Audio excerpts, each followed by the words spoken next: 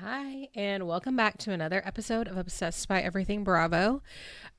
Coming at you on video. If you're watching, if you're not watching, then you can just listen like you normally do. And thank you so much for listening.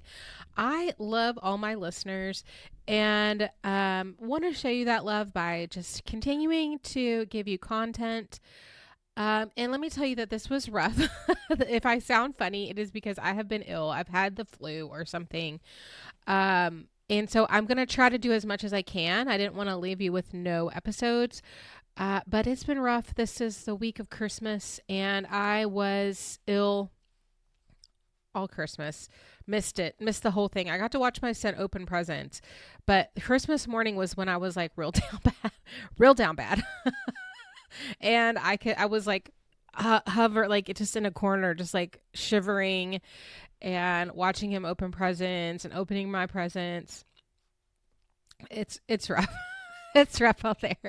And I hadn't recorded anything. And I was like, actually, I don't know if I'm going to be able to do it, but I'm going to try to do a few just to get it out there. And also because I love the Beverly Hills. I love the Real Housewives of Beverly Hills, especially this iteration. This is like literally my favorite time in Housewives was this Beverly Hills version. I'm just so happy to watch. Like, I'm just so happy. It makes me so happy. So I can't wait to get into it. Okay, so we left off in Beverly Hills.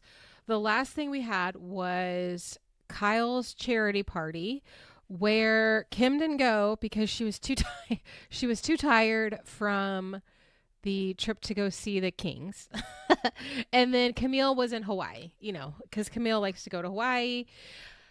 And we had the introduction of Brandi. Again, I feel like I have to make apologies, but yes, Brandi. Brandi is one of my favorites. I can't help it. I like her. I think she's real, and I think she's extremely vulnerable.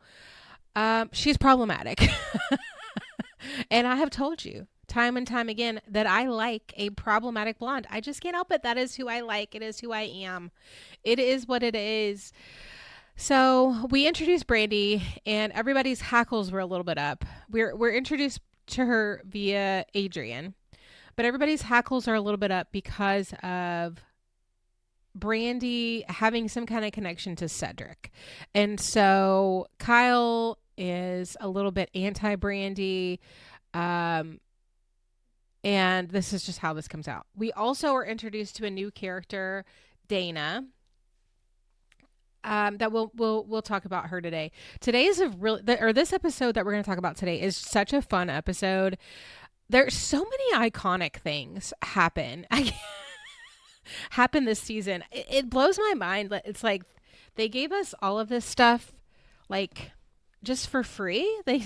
I mean, I guess it is free, but they just give us all this stuff for free. I love it. Okay, so let's get into it. We're opening up, and Kyle and Taylor are going to lunch, and they're going to go to lunch to Dana's house. So we're actually going to see Dana in her home live and in action. Okay. And so they get there, and she opens the door, and she's wearing a tiara and like a fancy gown, not like a ball gown, but just like a fancy cocktail dress. And they're like, oh, we're underdressed. And she's like, no, don't worry about it. I'm actually doing some wedding planning and it's running over. So then they go and they meet the vendors that she has, and it's like some kind of jewelry vendor.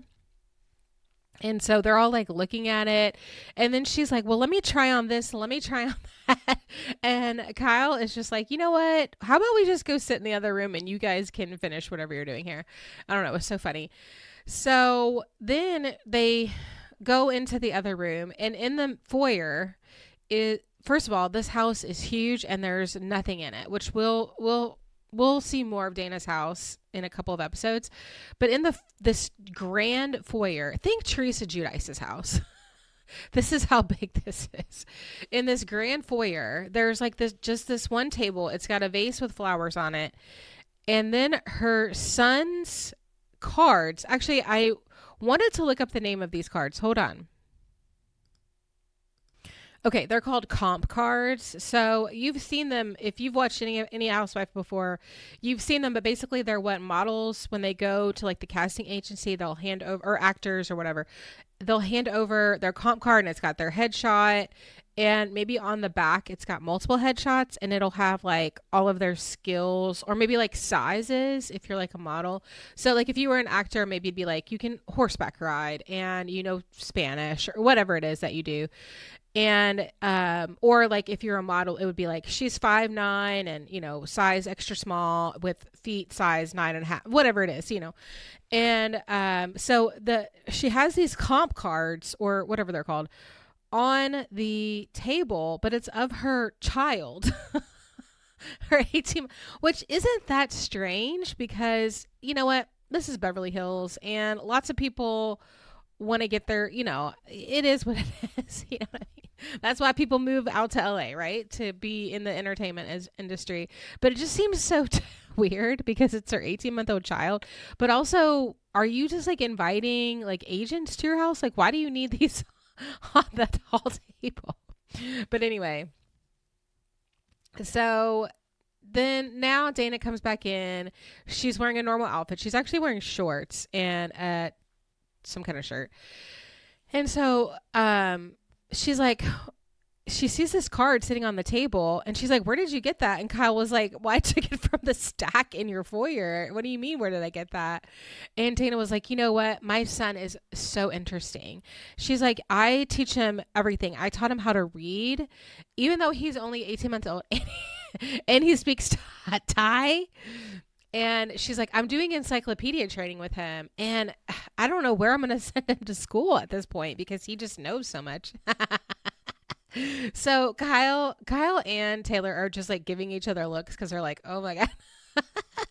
And Kyle jokes and she was like, well, yeah, well, you know what? My baby was actually born walking right away. And she just walked right out of there. And she has a black belt. And we're actually looking for colleges for her. She's talking about Portia, who's like 3. And so then a private chef brings them salmon for lunch. And here's the thing.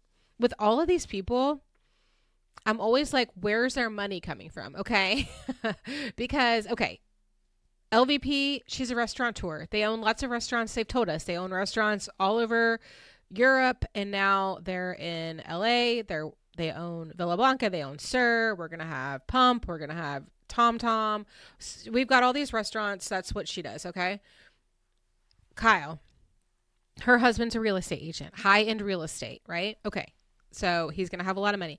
He works for Kathy's husband, Rick Hilton, not the Hilton hotels. He owns Hilton real estate. That's they do high-end real estate. So they make lots of money. Who else? Adrienne, casino. That's where her money came from, right? It's family money, family business, family money, but also her husband, plastic surgeon. So they would probably already be rich. And Paul had his own television show with Dr. Terry Dubrow, The Botched, where they would fix botched surgeries. So he has money. He's a Beverly Hills plastic surgeon, which I'm sure is like high end. Camille, obviously her money came from Kelsey, right? And also she helped produce The Medium and all this stuff. So it's like we know where everybody's money is coming from, except Taylor. I don't know where her money's coming. And Dana. And it's like Dana has like what seems like super extreme wealth. Where is it coming from? Is it coming from her? Because obviously not, because it seems like she's a stay-at-home mom if she's doing all this, you know, Thai. I like theoretically, if you spoke Thai in your home or, you know, Spanish or whatever, French, your child would grow up bilingual. But she's not Thai. Not that I know of. So I don't know if like maybe she has a nanny that's Thai or speaks Thai. I don't know. It's just so funny. Anyway, I questioning about where she gets her money for all this, right? Also, like to pay for a private to have vendors, like wedding vendors come to your home, that's already very expensive. So it's it's not like just like you and me walking in there and just being like, oh, can I see what tiaras you have to rent, for my wedding day? You know what I'm saying? These people are coming to her home. They're bringing their whole inventory just to see. Same with stylists, same with all these makeup artists. I mean, it's expensive to have people come to you. But that's what you pay for when you're, filthy rich, right? I don't know. I'm questioning it. And also because I do know, I do know what happened to Dana. So I'm questioning it even more. But anyway, so Dana asked, like, oh, how did your charity go? Like, how much money did you raise? And she was like, well, they were really happy. And we already know that she raised $15,000, which I just really feel like they could have just written a check for that. And then just thrown a party and written it off, but whatever. And Kyle says, you know what? It's helpful to have friends that have money when you're trying to raise funds for an important cause, unless they are cheap. I'm like, who are specifically are your cheap friends?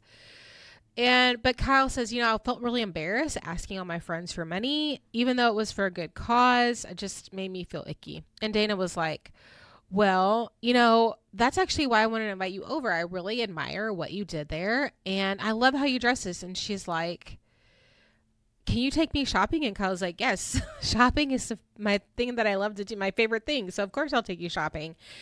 And Kyle tells us that Dana is very, very, very nice. So a little bit, we're going to learn a little bit more about Dana, but she is still kind of circling the Bravo sphere. Like I said, once you're in the Bravo universe, you're never really out of it.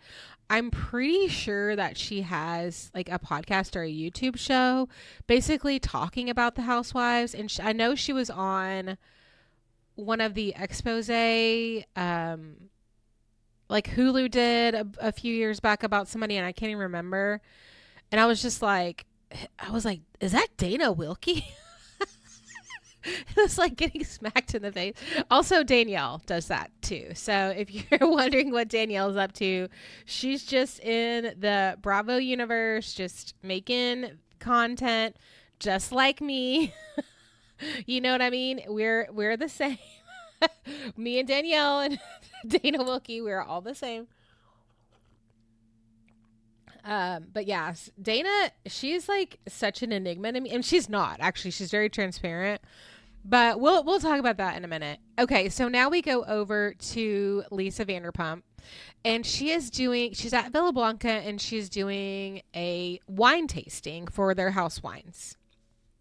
And then Kyle's talent manager, who we did meet last year, we met her at the finale last year, which was Taylor's birthday party, and she was she just made like some quick little cameos because Kyle was like looking for Kim right before the limo incident. So that's how we know her. She looks familiar, and you're gonna be like, how do I know her? Honestly, I would not have remembered her because I was like, why is Kyle's manager here? And then it does say that it's Kyle's manager. But anyway, so she says that she has an interesting proposal for Lisa. And basically, CNN wants a commentator on the royal wedding. And she was like, I know someone who'd be perfect for that, Lisa Vanderpump, which I do actually love that. She is quite perfect for that. And when I was watching this, I do remember, because I remember when this happened. So this is Kate and William's wedding, not Harry and Meghan. Okay. And I remember that I actually watched the wedding live, and it was like at 4:00 in the morning, but it was when I was still breastfeeding my son. So I was just like awake, not because I really wanted to watch the royal wedding, but in LA times that would have been like midnight or like 1 a.m. So I don't know. I don't know about all that. But yeah, I do remember watching the royal wedding, and it's boring, and then all of a sudden all this stuff happens. And then I also watched Harry and Meghan's wedding, and I feel like that was like at a normal time. Or no, maybe it was maybe it was the Queen's funeral. I just remember there was like a lady in the background, and she was like holding up the sword like a saber. It wasn't like a big broadsword. It was just like a saber. the whole time. I mean, this had to be like an hour. And she was just, I think it was the funeral. And, oh no, it was Charles's coronation. Because, yes, it was Charles's coronation. Because I made my son watch it. Because I was like, you're watching history. You need to watch this. He was like, Mom, I was like, you have to watch this. We might not get another one of these. Because who knows how long Charles will live. Jesus. Elizabeth lived forever. I mean, she was queen for like 60 years. That's crazy. But anyway. This lady was holding up this saber, and she was holding it up for like an hour, just totally still the whole time. I was mesmerized by her. I couldn't take my eyes off her. And I was just like that. I was like, she must have just like numbed her arms. Like there's no way. Anyway, that's neither here nor there. But, so they want her to commentate on the royal wedding. And then Lisa goes, well, you know, I had lunch with the Duchess of York last week, so I do know quite a bit about etiquette and the differences between American and British weddings. And so Taylor pops into a confessional and she says that she thinks LVP is qualified to be a commentator on the royal wedding because she's British and married. I was like, I love the subtle shade. So now we go over to Adrienne's again. Would it even be an Adrienne segment if she wasn't just bitching at Paul? I will never know, because they're just bickering. But long story short, she is having a barbecue and she's inviting all the ladies. She calls Lisa Vanderpump, but Lisa can't because she's covering the wedding, right? And then she calls Taylor and she tries to leave a message, but she is getting very frustrated because Paul is messing with the dogs and the message is really messed up. Okay. So now we go to a scene and Taylor is out meeting Brandi for a drink. Now, Taylor and Brandi were kind of talking at Cal's party. So it's very interesting to me that they're kind of latched onto each other. Taylor tells us that she feels that her and Brandi have more in common as women than she would have anticipated previously, and she knows that Brandi went through a lot in her marriage. We learned that Brandi has 2 sons, and they're 8 and 4. And remember, he cheated on her with LeAnn Rimes when she was pregnant with her son, which is now 4. So she's been dealing with this for 4 years. This public humiliation, essentially. In the world that is LA and Hollywood and all this stuff. Brandi tells her that she had to swallow a big pill in humility, and she had to accept that she was sharing her children with another woman, LeAnn Rimes, right? Which, has LeAnn Rimes had a hit in a long time? Like, I just remember her, like the last CD that, and I'm not a country music person, so maybe I just don't know, but I just really feel like the last time she was really popular was Coyote Ugly. And that was like 20 years ago at this point. And which I love that soundtrack. You know what I love is a movie soundtrack.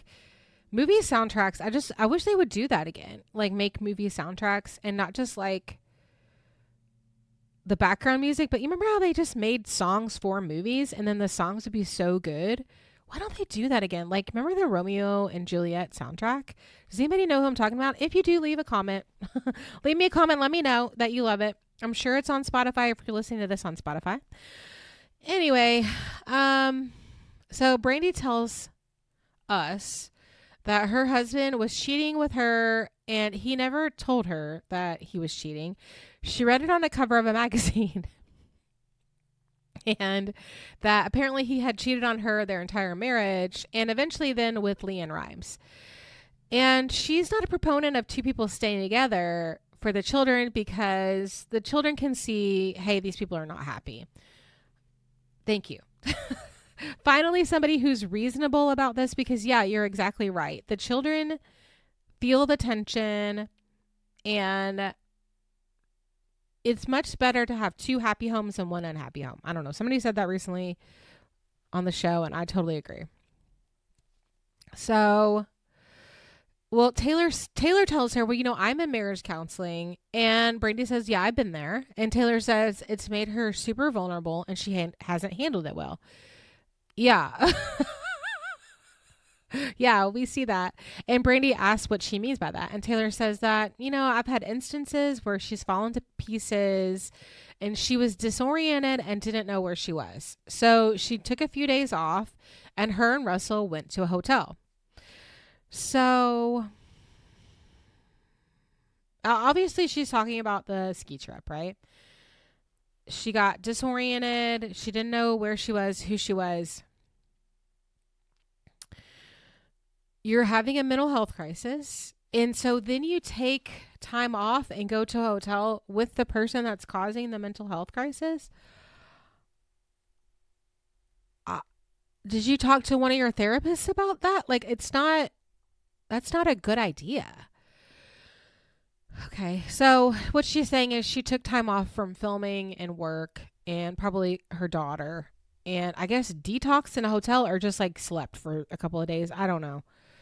We don't get any specifics of this, but and let me remind you that we haven't seen Russell yet. We've seen all the other husbands. I mean, we're very familiar with Paul.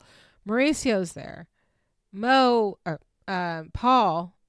Who am I trying to talk? Ken. Sorry. And then the other two don't have husbands. And Brandi doesn't have a husband. We haven't met Dana's. We barely know Dana yet. So where's Russell? Okay. You know what? Oh God. And Brandy's like, maybe you should go do that again, but without the husband. And this is why I like Brandi, because I feel kindred spirits with her because she says what she's thinking. Now, she also drinks too much and she loses her filter, which does not. I mean, people that know me will say that I have no filter. I do. I need you to understand the stuff that comes out of my mouth goes through multiple filters before it comes out. It still comes out. So imagine if I didn't have a filter, what I would say. And Brandi says, for her being in so much therapy was really, really stressful. That was like the stressful part of it. Yeah, that's what I'm saying. And that she was basically on the divorce diet because she was anxious all day long. She would eat and she just could not, she just kept losing weight because she was so anxious. And she feels like maybe Taylor is experiencing some of that as well. Brandi said she was married for 8 years, but they were together for 13, and she wouldn't recommend what they did, which was fight it out in court, which is probably why it's taken 4 years to get to this point. And Taylor said she's really trying to make her marriage work. Okay.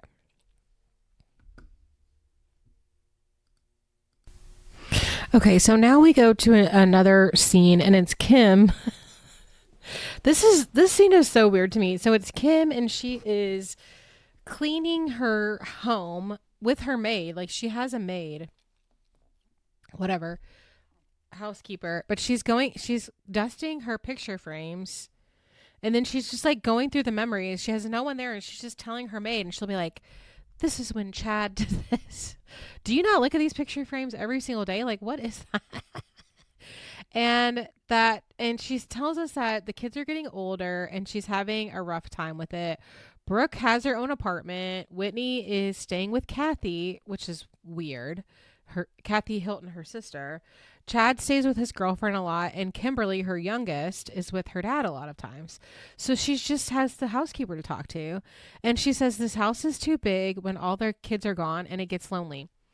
And I'm thinking, Kyle fucking told you that. Kyle literally told you your house was too big.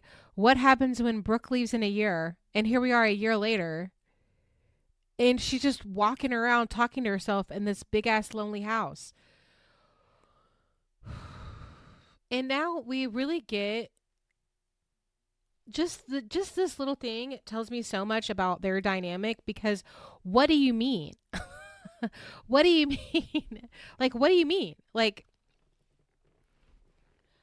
Kyle told you this was going to happen, and it wasn't what you wanted to hear. So you bought this huge house anyway that you probably can't afford. And then we come to find out later that it's far away from everyone and everything. And that's another reason why she doesn't go to events, because she's just too far. And you just did that out of spite because Kyle told you not to. When Kyle was just trying to be helpful. And that's why Kyle got so mad and ran out at the garage. Like it seemed that happened in like the very first episode, and it seemed like so weird, like how mad Kyle got when Kim was just like, no, I don't want to. And it's because she knew this was going to happen. And so Kim tells us that after last year, she decided to take some time and focus on Kim, and she feels good and she feels stronger. What does that mean? Does that mean that she went to rehab? Like, what does that mean? And like Camille is saying that too. Like, she's just taking time to focus on herself. What does that mean? Like, I feel like all these women are always focused on themselves. What do you mean by that? I don't know.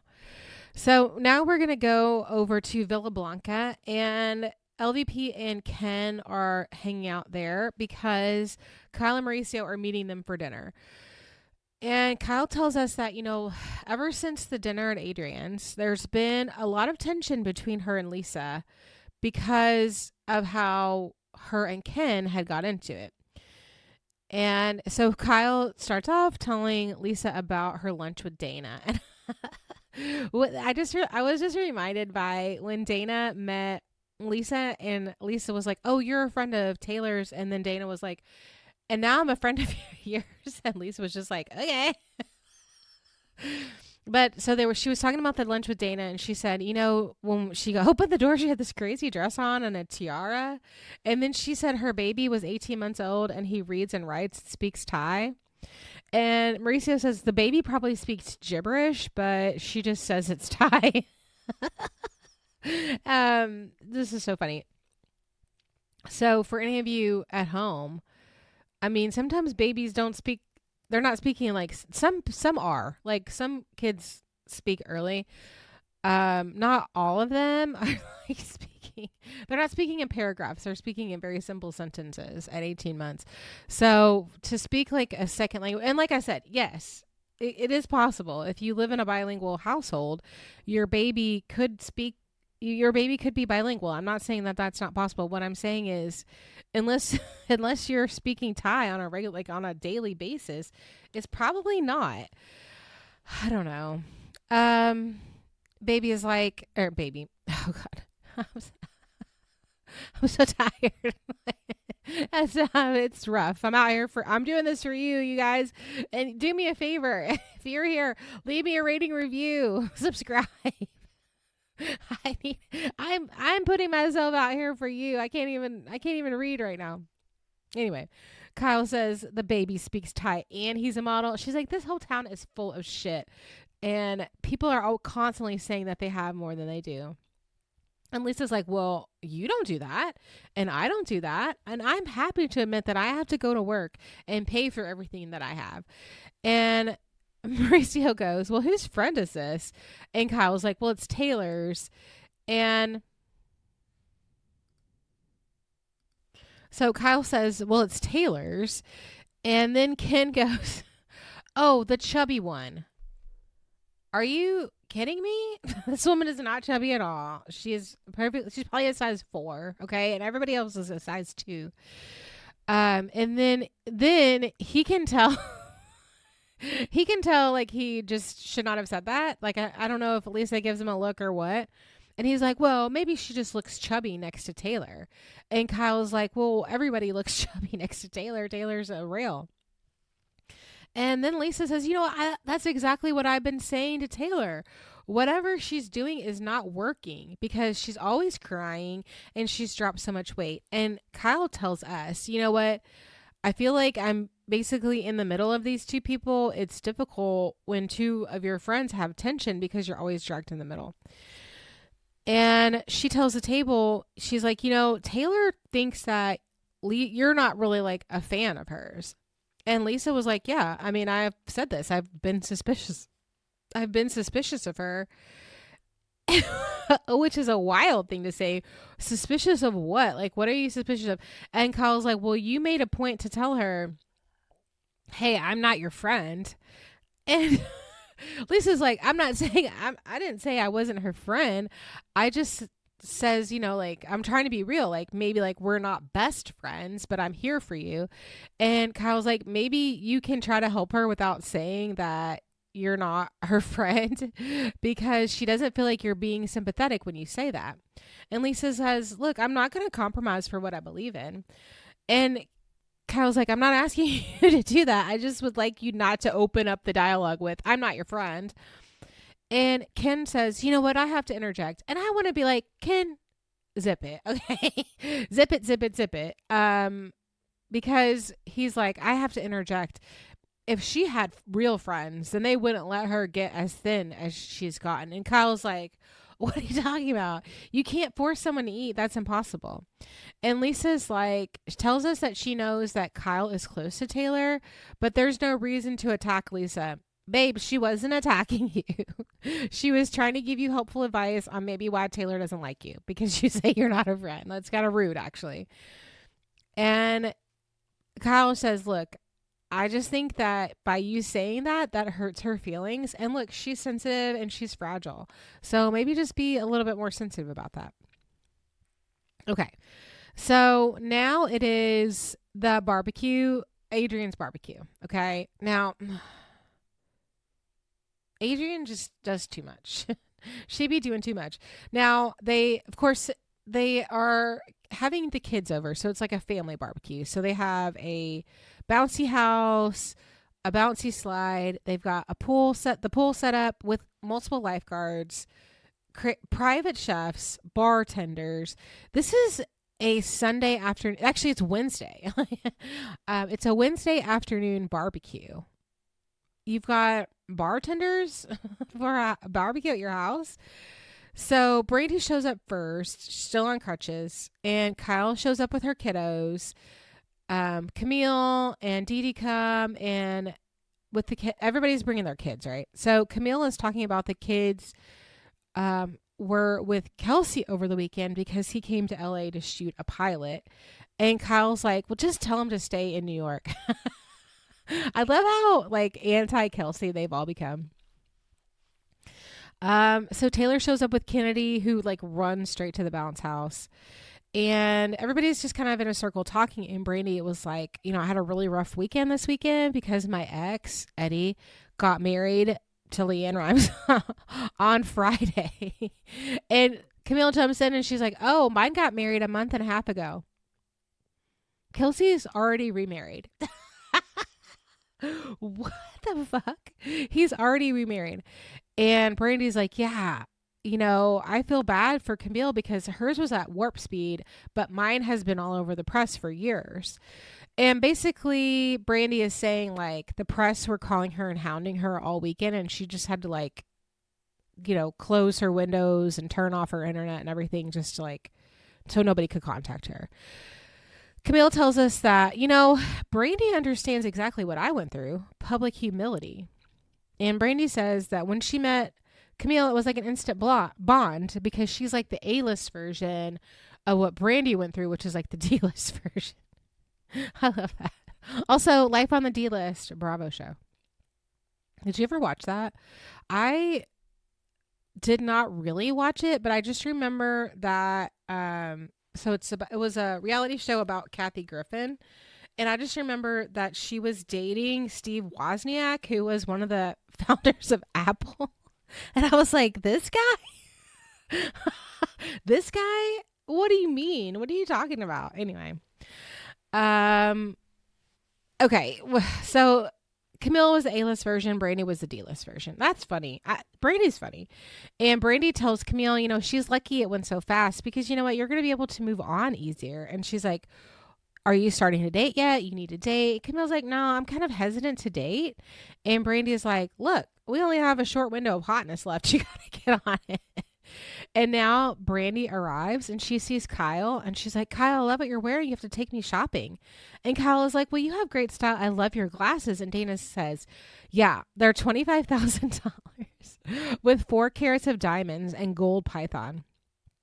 And then Kyle jumps into a confessional and she's like, spending $25,000 on sunglasses is asinine. And then we see Dana talking to Camille, and Camille also compliments the sunglasses. And then this is where the famous line, she goes, did you know 25,000? 25,000. And she goes, I've got insecurity issues apparently. And then in the background, Kyle and Taylor just give each other a look. And I'm like, why is Taylor supposed to be this lady's friend? Why is she the one that's always giving side eye to Kyle whenever Dana says something weird? Like, what's happening here? And Camille comes into a confessional and she tells us that she wouldn't spend $25,000 on sunglasses. And most people that have a lot of money don't brag about it.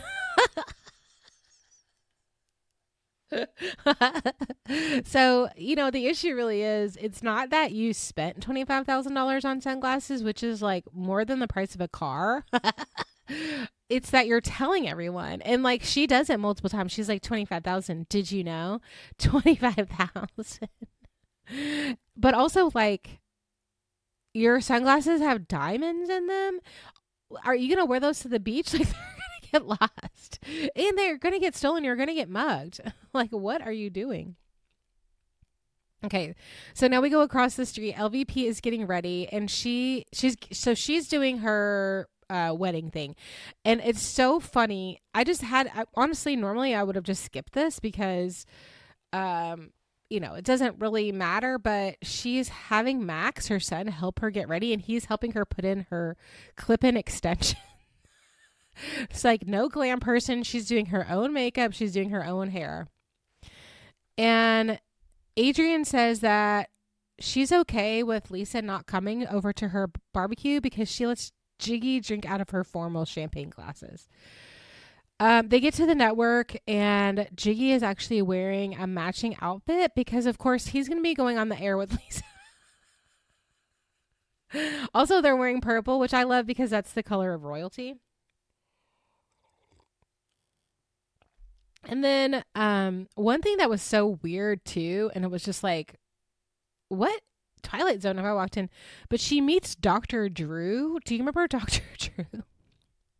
And she's telling him, she's like, will you advertise my show on your Twitter feed because you have millions of Twitter followers? I was like, Dr. Drew? Dr. Drew is more of an influencer than Lisa Vanderpump? What are we talking about here? Oh my gosh. Dr. Drew? And honestly, at this time, we have that rehab show that he did that had like Rodney King and the guy from Greece that's already that died. And I don't even remember who, but that we actually are not even going to get away from these people. Like, we'll be able to talk about this in a minute, or in another episode, I'm sure. Okay, so we go back to the party, and Camille and Taylor are jumping on the trampoline, and Kyle is sitting at a table, and she's talking to Brandi and Dana. And Brandi tells Kyle that her girls are gorgeous. She's like, you have such beautiful girls. And then Brandi's 4-year-old son gets out of the pool and starts peeing on the grass. And when I tell you this becomes such a turning point in this show, it's so crazy.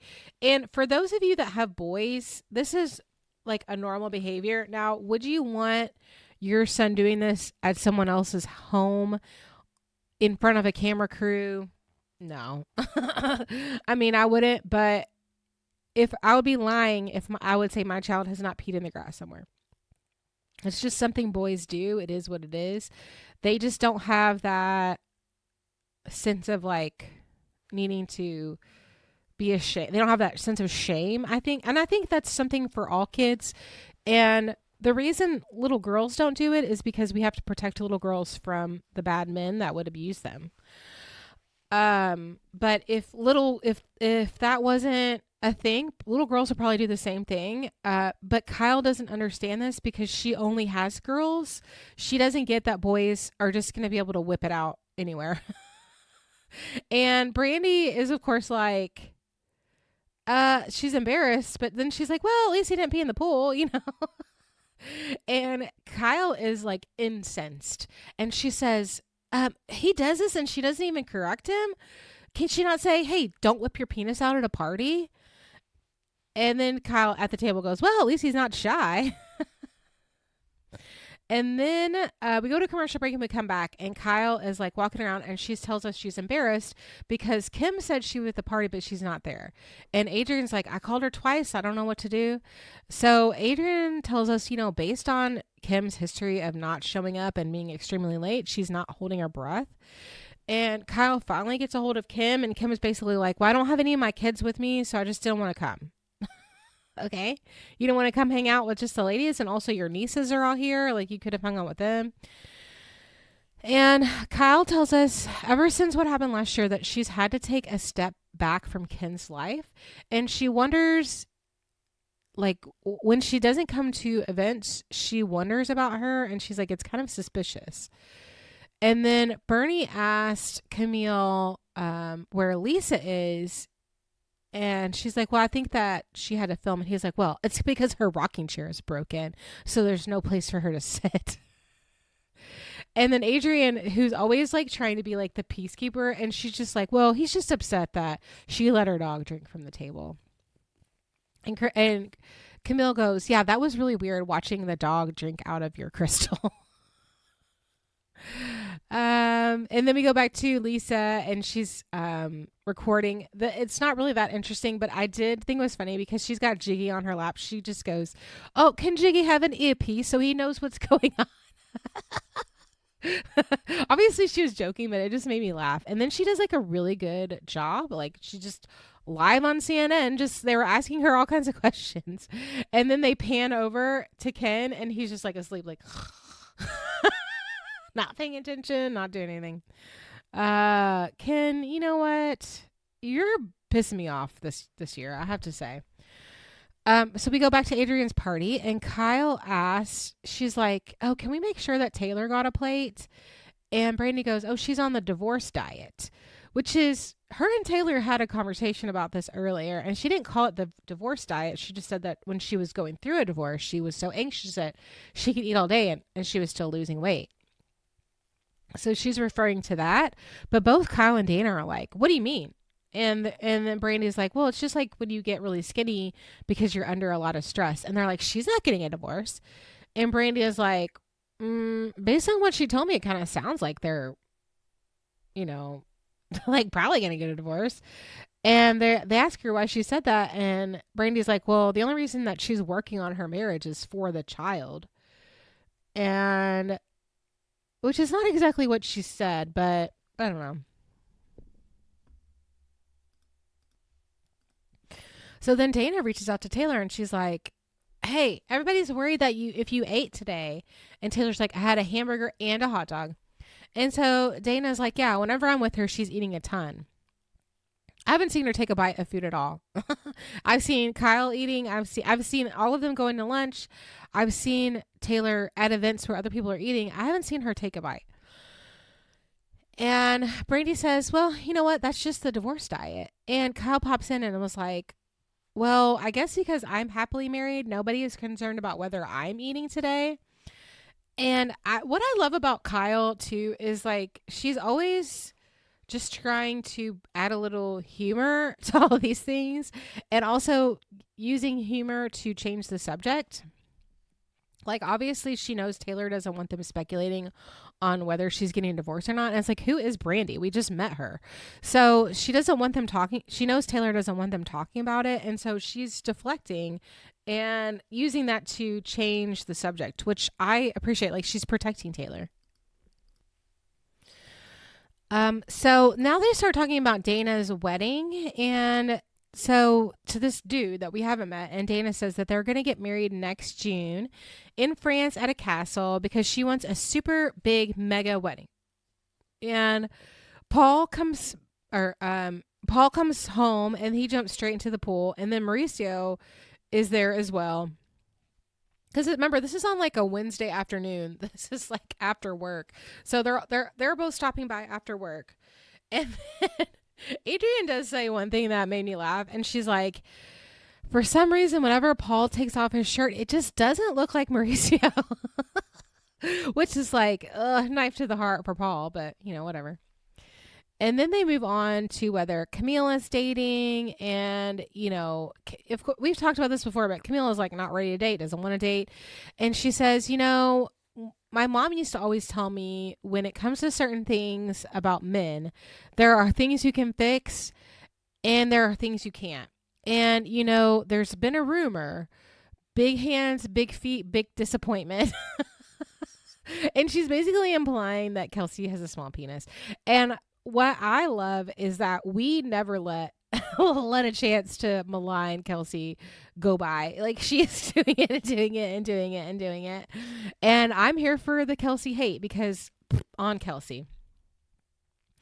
And then Kyle goes, is that code for something else? And it's like, of course, we know exactly what that's code for. And Brandi, so Brandi goes, well, cock. Let me remind you that everyone's children is running, like even her own. They're all running around. So all the ladies are like freaking out. And Adrienne says, you know what?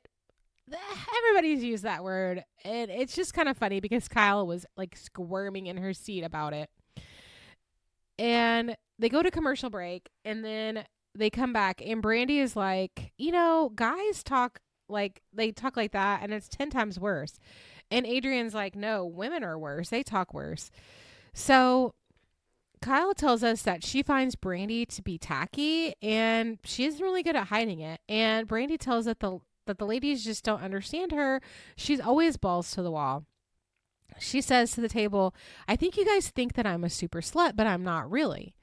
And it's kind of like, where did that come from? And they're all like, no, we never thought that. So then Kyle comes on to a confessional, and she's like, project much? Brandi says, I just get a feeling that they all think that I'm slutty, because every time I say something, they roll my eyes, and it's just like they're looking at each other and things. And Kyle tells us, I never thought that, but I do now. And Adrienne tells us, you know what? We all say stupid things, but Brandi says them sooner than other people. And then Dana across the aisle, she's like, it's okay, because people roll their eyes at me too whenever I say things. You just have to live your life and not worry about it, which honestly is good advice. But I feel like, Dana, people are rolling their eyes at you because you're telling them that your 18-month-old speaks Thai fluently and that they can read and write. Like, that's just not happening. And then Taylor jumps into a confessional, and she's like, I'm going to have to really start focusing on keeping my eyes perfectly still, because I don't want these people thinking I'm always rolling my eyes at them. Then the guys come up, and Dana was like, oh man, you guys just missed my fiance, John. I wish he had stayed so he could meet you guys. And then they're like, well, what does he do? And she says, well, investment banking, but like, I don't really know what he does. He's just gone a lot of the time. And Brandy's like, oh, so you're saying that he has girls all over the world? And then Adrienne pops in and says, well, that joke went off like a lead balloon. And Dana's like, no, shame on you. And she gets like, she just gets like over offended. So then Camille is like, Dana's reaction was really defensive. And I just would have laughed it off if somebody had said that to me. To that I say, baby, your man did have a woman across on the other side of the country. So Brandi apologizes, and she's like, oh, I didn't mean it like that. It was just a joke. And you guys are going to get used to me. I'm a little obnoxious. And you know what? Take it or leave it. And Kyle says, maybe the reason she broke her foot was because she put it in her mouth. And that's the end of the episode. So big takeaways from this are, we're getting to know Brandi and Dana a little bit more. Dana is showing off all of her wealth, like talking about like having a tiara, like answering the door in a tiara and a gown is weird. And then talking about her $25,000 sunglasses and her wedding in France and all this shit that she's doing with her kid. And then Brandi is just saying the most off the wall shit that's just like offending everybody. And it's really pissing off Kyle. But Camille and Taylor feel kind of a kinship with Brandi because, well, one, Camille's been on the receiving end of getting a lot of hate from Kyle. So she feels like a kinship that way. And also they're really very public, very humiliating divorces. And Taylor feels kind of the same way because while she's not in a public, humiliating divorce, and she never will be, but something else is coming that we already know about, right? But she feels like she understands Brandi just because of all that, and she gets her. So, but Kyle and Brandi are not getting along, don't like each other. Kyle is being like this. Let's not forget she's doing this for Lisa. It doesn't really have to do with Brandi. It has to do with Cedric. Like, do you remember in the very first episode when Taylor came in and she was like so worried about just happening to run into Cedric, how mad Lisa was going to be? Yeah, this is why. And you might be wondering why they're so afraid of Lisa. And that's a really good question. And we will answer that probably not soon, but at some point over the next 10 years. We'll touch on that. But that's a good question, and maybe just put a pin in that. But that's where we stand now. Thank you guys so much for joining me. We did it. We got through this episode. I'm not sure how many episodes I'm going to be able to get through. I'm like ready to take a nap. Maybe I can do one more, but I'm not sure how many I'm going to release on Monday. I hope you guys had an amazing Christmas. Looking forward to the new year, new beginnings, as we like to say, Ramona likes to say. Thank you so much for joining me, and we will see you in the next episode. Bye.